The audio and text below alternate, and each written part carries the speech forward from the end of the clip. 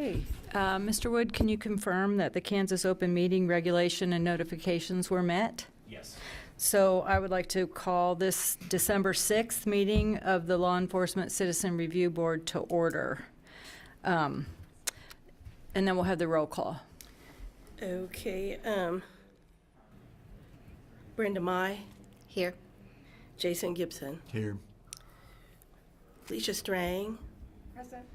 Lowell Moore, Here. Aaron Melby, Here. and Deborah Schattler. Here. Okay. Go ahead and call the last two names, just so we know they're not here. Oh, okay. Todd Hadnot, Tina Behringer, Chelsea Copeland.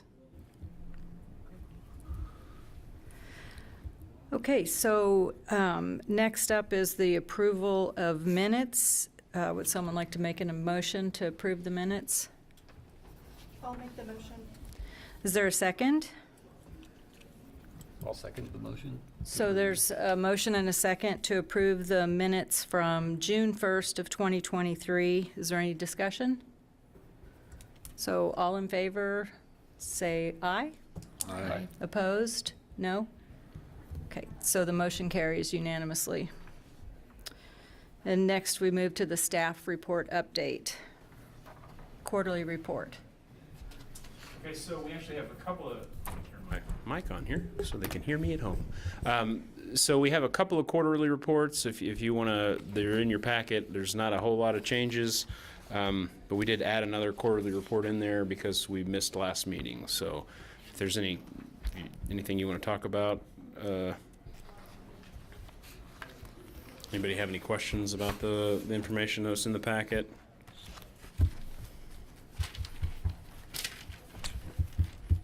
Okay. Is there anything else that the police department wants to bring forward at this time?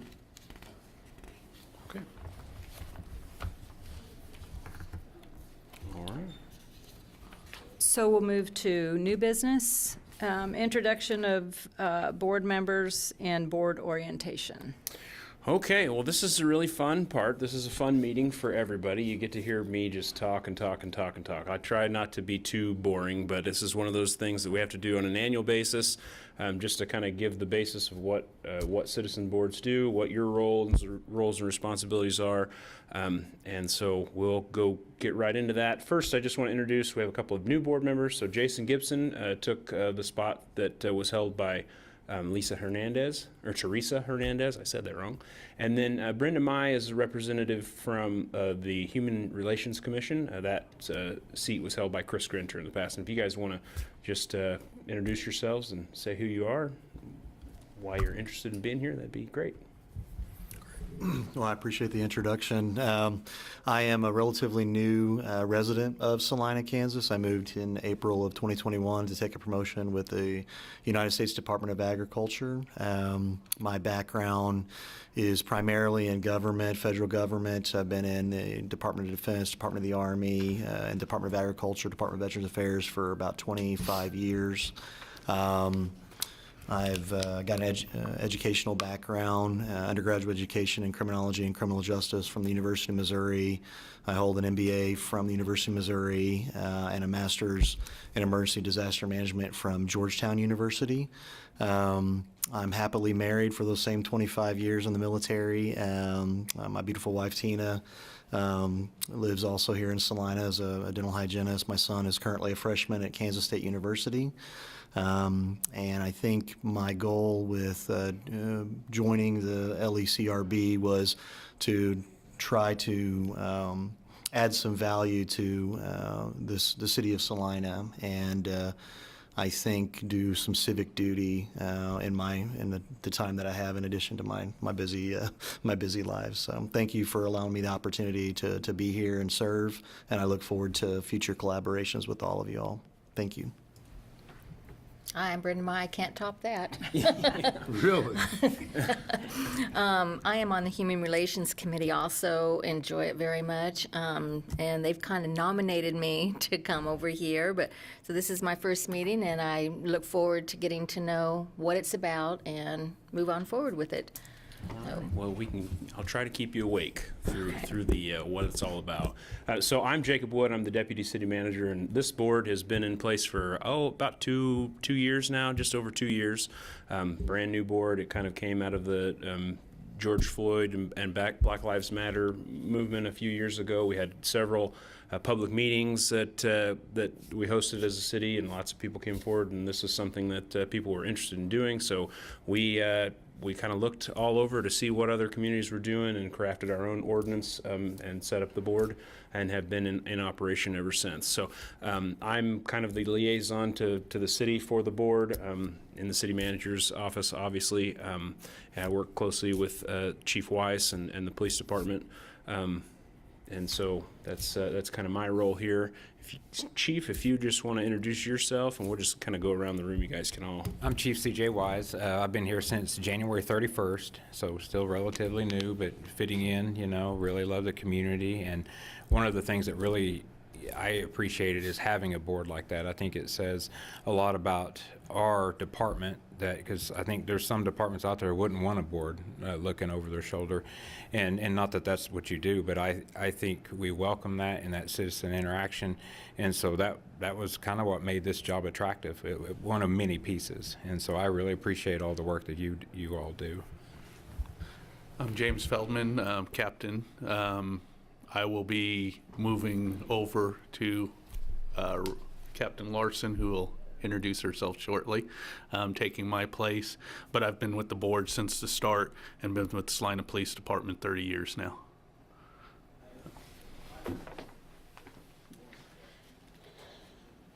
Sorry about that. I am Rachel Larson. I have recently been promoted to the role of captain of professional standards and hiring and recruiting. I've been with the police department since 2011 and have held various jobs within the department, and I'm looking forward to this new and exciting role in my career. Well, you get to go too, Marvina. My name's Marvina Havighorst, and I work for the police department, but my role here is to take the minutes. And I've been doing that since we started, even before we started, I think. And I will be retiring March 22nd of 2024. I don't know if we're going to allow that to happen. Okay. Real quick, I have to say, so we're an accredited agency. It's a national deal. She is a big part of why we are accredited, and so she won't say that, but she is huge.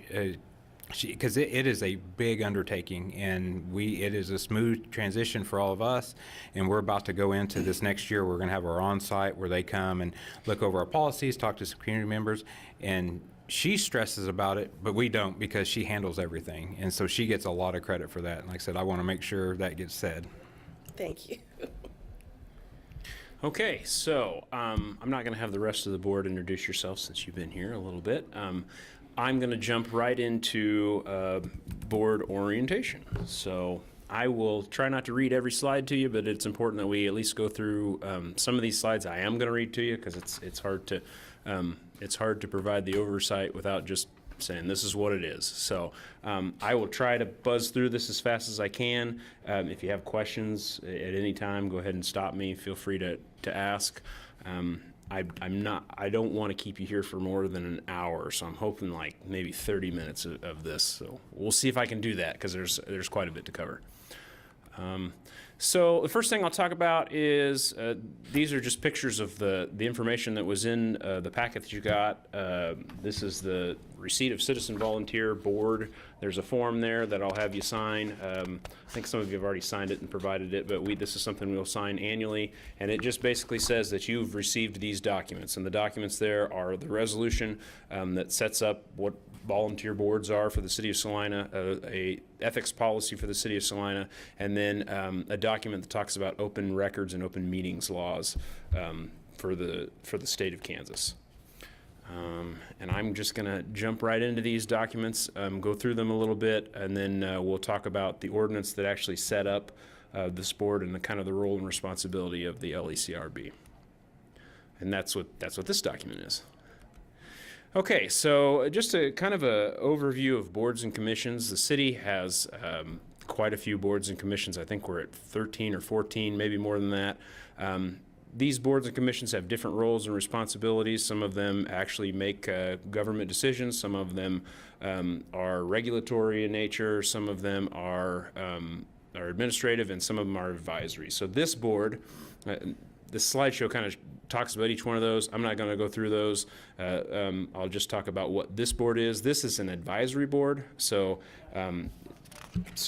what it says up there, this board has the power to advise and make recommendations. And so the recommendations that this board makes are to the chief and then to the city manager. And we'll talk about that a little bit more as we go into detail about the roles and responsibility of the board. So first up is the Citizen Board Policy. So this is Resolution 177469. And this basically just says this is how the City of Salina values citizen boards. So I am going to read a couple of these. Volunteer citizen boards serve as an important role in the democratic local governments and provide an excellent mechanism for eliciting constructive citizen input and using the talents of individuals within the city. The City of Salina uses numerous citizen boards and commissions to assist in the provisions of services to its citizens, and the City Commission has determined that it's advisable to adopt a formal policy on how those boards operate. So all of the boards that you saw on that last page, they follow the rules that are outlined in this policy. Some of those boards have some more specific rules that are outlined in their ordinance of adoption. There are some that are statutorily created, so there's some that have rules, like the Planning Commission is very prescriptive on how it operates based on state law. This board is not one of those boards. This board has a local ordinance that we drafted in order to meet our local needs. So the guidelines of operations for citizen boards, kind of the tenets here are participation. You're expected as a member of the board to attend on a regular basis. You're not going to get any compensation for this. Rules of procedure, all the boards follow the same rules of operation, and we'll talk about that a little bit later. And then annual training is required as part of this ordinance, so that's what we're doing today. We're doing the annual training on just kind of boards, how boards operate, and then the ethics training is also required. So those are kind of the guidelines for what a board member is supposed to do. The other side of that is what the staff is responsible for. So citizen boards are not given authority to govern by the governing body to direct staff work. So you can't tell us, that you want us to do X, Y, and Z. You can provide guidance and say, hey, we'd like you to look into this a little bit further. But you can't just say, staff, we're going to stop doing traffic enforcement on this street. That's not the role of this board. So you can't direct the staff. But we are here to if you guys have suggestions, if there's something that you want this board to do, we can take a look into that and see, if it aligns with our goals and what we're trying to do as a police department and a city staff. So rules of procedure, I'm not going to go through every one of these in great detail. Rule number 1 up there is regular meeting quorum. So for this board, we have 9 members, which means we have to have 5 people show up in order to have a meeting. Obviously, that didn't happen last week or last month, and that was partially my fault for not communicating very well and getting the information out. But we didn't have enough members, so we weren't able to meet. So in that instance, the people that were here, we couldn't call the meeting to order. We just kind of canceled the meeting and moved on to the next one. The second rule there is an agenda. An agenda for each meeting will be prepared by the staff liaison, so that's something that I will do, and in conjunction with the police department, we sit down every month before the meeting happens and we say, okay, do we have anything that we need to present? What's a policy topic that we might discuss? And then if there is an item that the board is interested in getting more information on or wants us to review, that's something at the end of the meeting, we have a section called other business, where any board member is able to just say, hey, I think I'd like to review, a certain policy, and we can bring that to the next board meeting and discuss it and talk about it. Agendas they show the date and time of the meeting and the meeting location. And then public participation. So just want to talk a little bit about this. We do, in the city of Salina, allow public participation in our board meetings.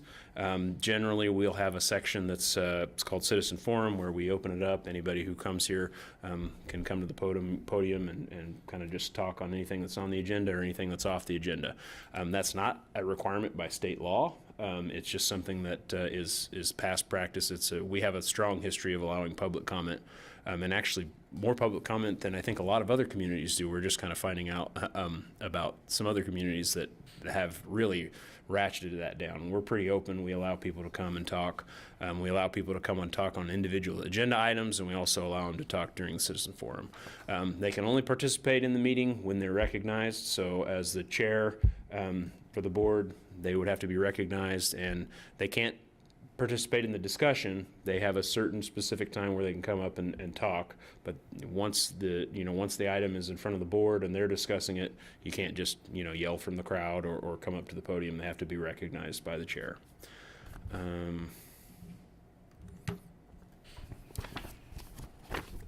So rule number 11, this is about how action is taken by a board.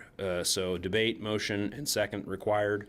So following any discussion necessary to formulate a motion on any item on the agenda requiring formal action, a motion shall be made by a board member which will specify that action. So that happened just a couple of minutes ago. Somebody made a motion that we approve the minutes. That's generally not something you have a lot of discussion on, but the motion was made, it was seconded. If there was something that somebody saw in the minutes that didn't make sense or looked like, hey, I don't think I said it that way, can we adjust that? There would be a discussion, and then you would move forward in that manner. So in order to take action, that's kind of how it happens, is with motions and seconds. If a motion is made and there is no second, then that item will just die because it didn't get a second. Any motion that is made is debatable, something that you have to allow discussion for. And I think that's all we need to cover on that portion. I feel like I'm flying through this. So if you have questions, feel free to stop me. So the next section of this review is about the Kansas Open Meetings Act. Kansas Open Meetings Act is pretty prescriptive on how you do things. These are slides that came directly from the Attorney General's website, and I'm not going to go through them all in super detail, but what's pertinent to the board I will try to cover. So this is kind of a list of the things that are concerns or that people kind of mess up on. Executive sessions, this is a board that will have executive sessions. Actually, most of our operation happens behind closed doors. So because we're reviewing cases where police officers and names are involved, we will pull you in the back room, show you all the video, do all of that, go through that process. That all happens behind closed doors. And how groups get kind of messed up is if they have an executive session that's improper. There's only a few certain things that state law allows you to have an executive session for. You can't just go behind closed doors and talk about anything. And we will guide you through that. I won't let you go into an illegal executive session as we go through the process. Serial communications is another issue that boards get into trouble with, and a serial communication is when one member of the board maybe talks to two other members of the board, or you can talk to one other member of the board, but you can't talk to a majority of a quorum. So a quorum here is 5, which means 3 of you can't go somewhere and have a discussion about board action. And serial communication happens if one board member talks to another board member and then goes and talks to another board member and another board member, that becomes a serial communication. Another way that happens is if you hit reply all to an email. So if I'm sending you an email and you hit reply all and respond back, then that can be considered a serial communication, and that would be something that should happen in an open meeting and not through email. So don't hit reply all. Just if I'm sending you something and you have a question or whatever, just send it back to an individual. Let's see. The majority of membership of a public body gathering together without notice. So we're required to send out notice. At the beginning of the meeting, you heard the chair ask if to confirm whether we have followed the rules for notice. We're required to send out notice to anybody who has requested notice, and the way that we do that is through our website. We send out, you can go to the website, you can sign up, and then we send a link that allows you to get into the packet.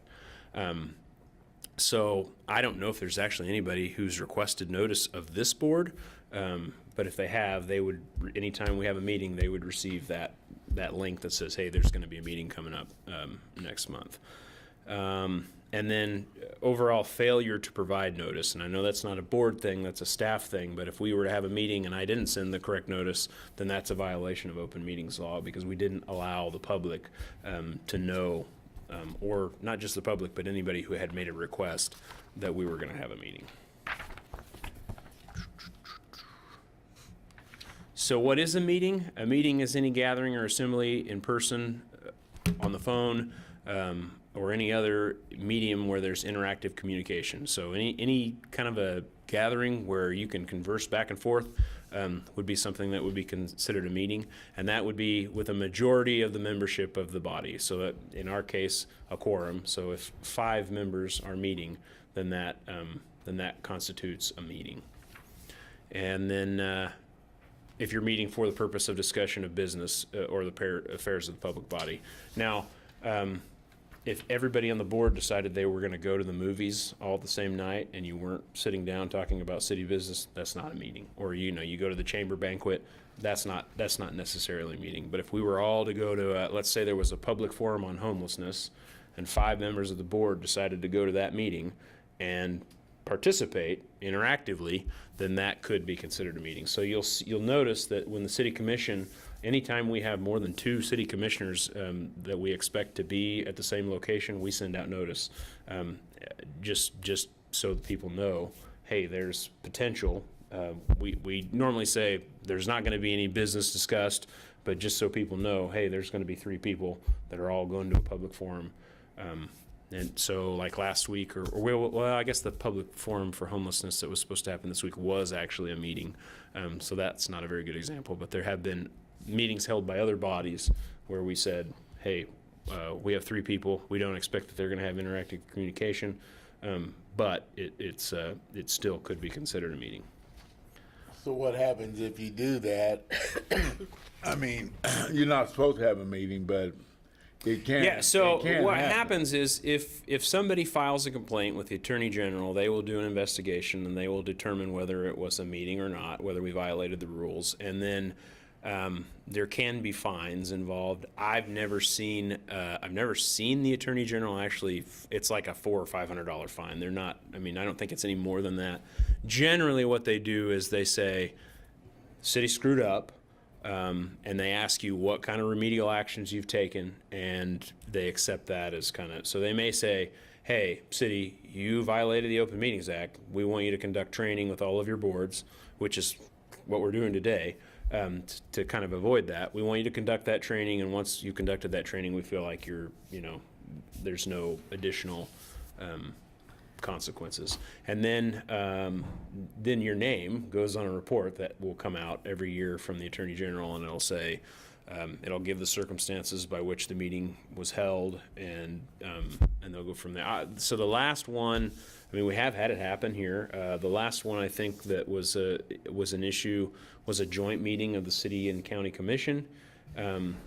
Our process is that whenever an agenda is created, that's the trigger point by which we send out notification that there's going to be a meeting. Well, the county called the meeting, and they sent out notification with an agenda, but we didn't create the agenda, so it didn't trigger us to send out notification. And because we didn't send notification out to the folks that had requested notification, we violated open meetings. So the Attorney General reviewed all of that, and that's part of the reason why we now, and we're one of the only, we may be the only community that asks that question at the beginning of the meeting, because that takes the heat off of the board, because it's not your responsibility to send out that notice, it's mine. So let's say that I didn't do it right, and somebody complains, and they do an investigation, and they discover that I didn't do it right. It doesn't come to the board. They don't come to the board and say, oh, we're going to fine the board or required additional training for you. They're going to come to me and say, staff, you screwed this up. So does all that make sense? Okay, I think I've talked about notice. I won't go into any more detail there. Oh, the penalties, civil penalty of $500 for each violation.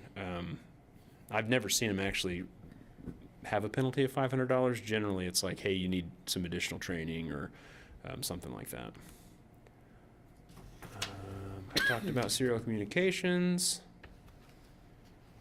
So Kansas Open Meetings Act does not talk about how the meeting is conducted. It doesn't require you to have an agenda. It doesn't require you to do everything that we have in our rules of procedure. It just requires notification that a meeting is going to happen. If there is an agenda, you do have to make that available. So you see, as you walk in the back of the room, there's agendas sitting there. If the public came in, they would have it, and then we do that as part of any commission or board packet that we send out. We'll provide the agenda.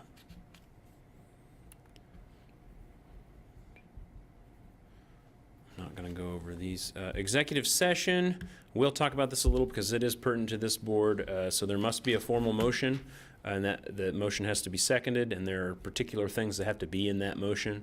It has to have a statement of the subject of what the motion is, and then a justification coming from state statute.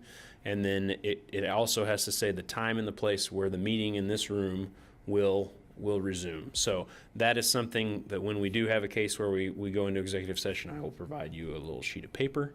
It's always been Mr. Melby in the past. Give it to him, he reads the motion, and then we go into executive session.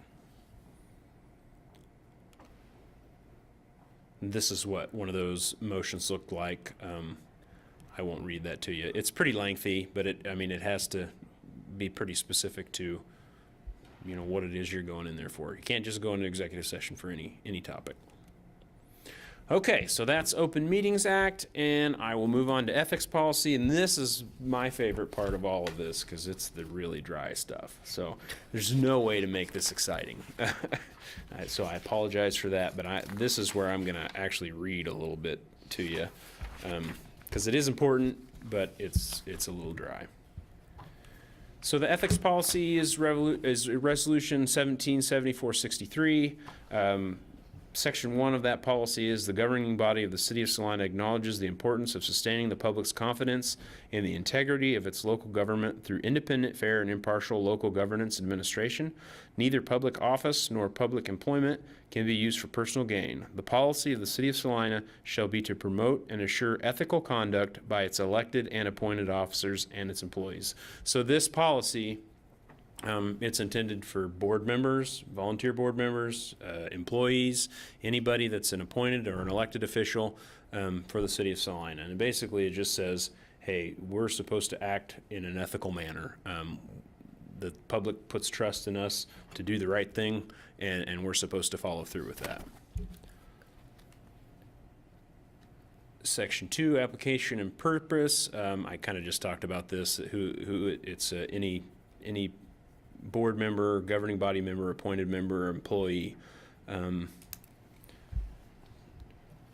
then we'll go into the general ethical principles, and this is another one that I'm just going to have to kind of read for you. So I'm glad that you came to listen to me read. City officers and employees shall abide by the following general ethical principles. Place the public trust and interests of the city first, and never intentionally act outside the scope of authority prescribed by one's official duties. Exercise fair, honest, and unbiased judgment in one's role as a decision maker and advisor. Do not knowingly misrepresent or withhold facts or information for the purpose of achieving a desired outcome. Do not seek, accept, or offer any gifts or favors of significant value which are either intended by the source to have the effect upon the recipient of influencing the objective, an advisor, or decision maker. Do not disclose or use information received in the course of performing one's duties that is to be maintained in confidence. And that's really probably one of the most important parts of the ethics policy for this board, is because your role is to review cases of police officers that have, there's been a complaint filed that a police officer did something they weren't supposed to do. It's your job to go back and review all of the evidence and decide whether you feel like the officer did the right thing or he did violate those rules. And so you're going to see police officers' names, you'll see victims, you'll see all of that stuff, and it's very important that you keep that in confidence. We don't want, you can't go to the quick shop and tell somebody, oh my gosh, I saw this police officer X doing these things on the video. I mean, that's not the role. Your role is to say, hey, they did the right thing and they did the wrong thing, and we're going to make a recommendation saying that we either agree or don't agree with whether they did the right thing or wrong thing. And we'll get into detail about what those motions look like. And then the last item there is treat all persons with courtesy and respect at all times.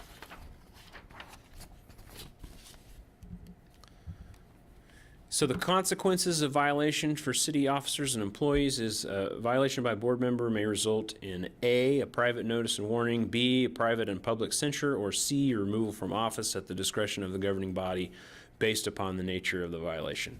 I've not seen that happen at some point in the past. I think there have been some censures of board members, I think city commissioners at one time. But this is not something that comes up very often. I think if there was an issue, we'd try to handle it, privately and not publicly shame anybody. If it was a really big issue and got out in the public and people knew about it, then it probably would become more public, up to and including saying that you no longer get to serve on the board. Now that would be a decision that would have to be taken to the city commission, and the city commission would make a decision based on that. Never seen that happen. I don't expect that to happen, but it is kind of out there. Okay, so this brings us to the LECRB, and the roles and responsibilities of the LECRB are outlined in Ordinance 20-11046, and that's Section 30-82 of the code. The City of Salina Code. So 30-82 talks about what the role of the board is. There are 5 responsibilities that the board has. The first one is to advise and assist the police department in policy development related to racial and other bias-based policing by police officers in the police department pursuant to KSA 224610, Section C3A. And amendments there too. So annually, we typically we have a bias-based policing policy, and we generally bring that to the board and kind of discuss what that looks like, and if there were recommendations by the board on how to change that, review it, we would take those recommendations. The second item there is to promote, advance, and educate citizens about the existence and purpose of the board. So if somebody out in the public says, you hear about somebody who says that they got treated poorly by the police officer, it's really your role to say, hey, if they got treated poorly, there's a process. You need to file a complaint, and it'll come to the board, and we'll do a review. So that's one of your roles. The third role is to assist the city manager, the chief of police, the city commission in the development of racial and other bias-based policing comprehensive plan pursuant to KSA 224611. That's another document that we have that you'll review on an annual basis. 4, provide recommendations resulting from board-initiated review of police department policies other than those policies addressing topics such as intelligence information, tactical plans, and resource deployment, which are exempt from public disclosure under Kansas Open Records Act. So there are some policies that we have that are behind closed doors that we don't just publish because people would know how we're going to react to a certain circumstance. So those policies are not reviewed by the board, but any other policy that of the police department is available for the board to say, hey, we would like to take a review of that policy. And so generally what we've done here is we have brought policies that are kind of hot topics at the time. So we've had the pursuit policy that we've come forward. We talked about we would talk a lot about use of force policy. We've brought some of our equipment that we use that ends up being a use of force. Our tasers, our what's the body wrap where you wrap somebody up. So we've kind of taken the board through some of those things, and we'll continue to bring those things back in our normal meetings just to kind of highlight, hey, this is what we do, this is why we do it. But if there is a policy that you as a board decide you want to take a look at, get into deeper, we will bring that to the board as well and go through it. And then the last and probably the biggest, I think, item here is review and advise the chief of police as to whether preliminary administrative determination of the pre-disciplinary status of all complaints of excessive use of force and/or racial or other bias-based policing by police officers are supported by substantial competent evidence. And that is kind of a mouthful, but what that means is that there are two types of complaints that somebody can file.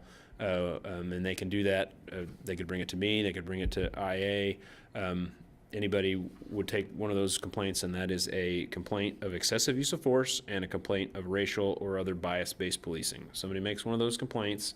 The police department will do a full investigation. They'll review all of the video camera, all the evidence that they have, and then they will make a determination as to what they think, whether they think the police officer did what they were supposed to do or whether they didn't. And then we will review all of that evidence in executive session, and you can ask any questions you want, ask us to bring, additional, and we haven't had a whole lot of cases to review. Generally, there's about 2 complaints a year. I don't want to jinx us. There haven't been any complaints this year that we've reviewed with this board. There just haven't been any. But generally, in the past, there's been about 2 a year that we've reviewed, and we'll take 30 or 45 minutes, go behind closed doors, go through every aspect of the case, and then the board gets to decide whether they feel like that the chief has made the right decision about how they move forward. Yeah, I did. I still am kind of confused on that. You say 2 complaints a year is okay. That comes to this board, but there are other complaints that do not make the. There may be other complaints, but there are not complaints of excessive use of force or bias-based policing. So if it's a different kind of complaint, Right. Those don't come. This board All yep. those kind of complaints come. Yep. Anything that's excessive use of force or bias-based is coming to this board. So if it's I can't even think of what another kind of complaint Like might a be. rudeness. Yeah, or, the officer was mean to me. That's not going to come here. They'll review that, and we'll talk about this in the future about our excessive use of force or our use of force, not excessive use of force. Our use of force policy. Any time that there's a use of force that happens, that is reviewed by a supervisor, and then a supervisor, and it goes all the way up to the chief of police. So anytime, and I don't know the numbers off the top of my head, how many of those we have a year, but, so anytime somebody pulls a taser, anytime somebody pulls their weapon, anytime somebody, has to put their hands on somebody, body camera is gonna be reviewed, policies are gonna be reviewed to make sure that they have, acted appropriately. And that does go all the way to police chief. If somebody is in that situation and they say that it's an excessive use of force, so that's our internal review that we do on any just use of force. But if somebody says, no, they treated me inappropriately, that is when it would come to this board. Does that all make sense?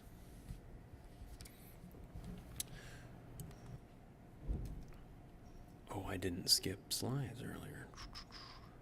Okay, so that is, I feel like I did that really well, at least fast. I don't know if I did it well, but I did it fast. Does anybody have any questions on anything that we just talked about?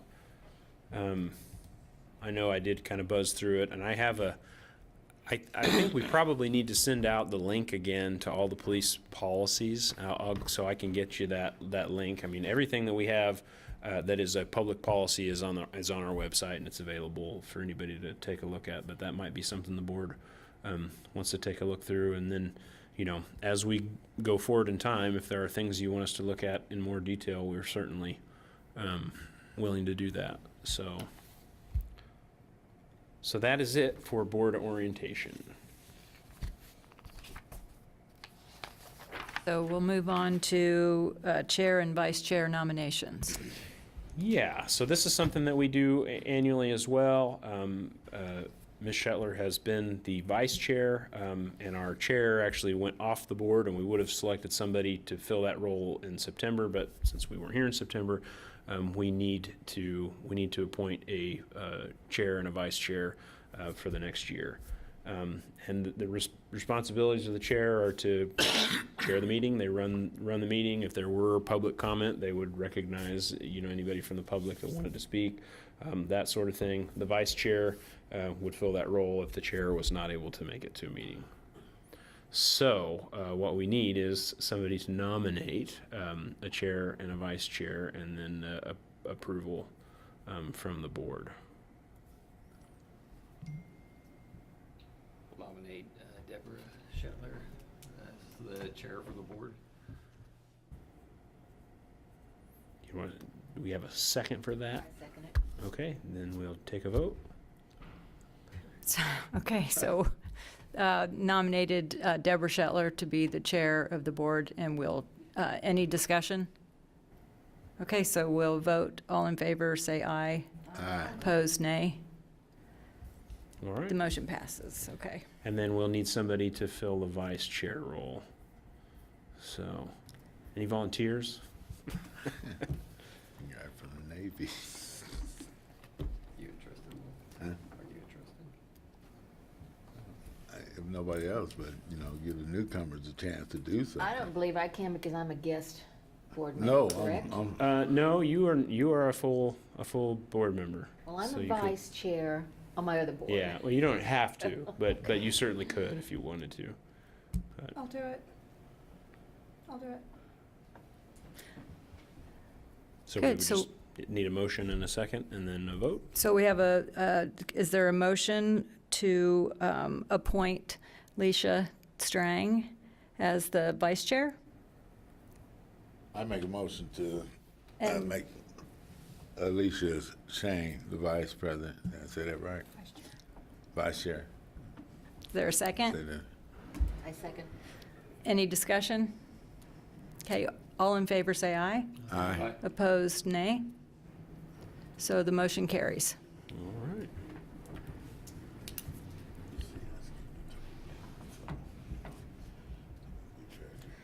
So Citizens Forum is next, but it doesn't appear that we have anyone for that. And no executive session today. So I do want to mention one more thing for our new board members. So this is a quarterly meeting, but we don't wait quarterly. If there was a case that came, if it doesn't fall, close to, if the investigation doesn't wrap up close to a meeting time, we'll call a special meeting to have that investigation. We're not going to wait another quarter to have that. So we haven't had that happen. Well, we have had at least one special meeting where we've discussed a case. So if there is a case, I'll send out notifications, say, hey, we need to review something, and then we may meet more than quarterly, but that's only happened one time. So, but just so you know, it is a possibility. And I don't have anything else. If the board has anything for us. I think we're, So we just need a motion to adjourn. okay. Is there a motion to adjourn? I'll make the motion to adjourn. I second. So moved. We'll adjourn.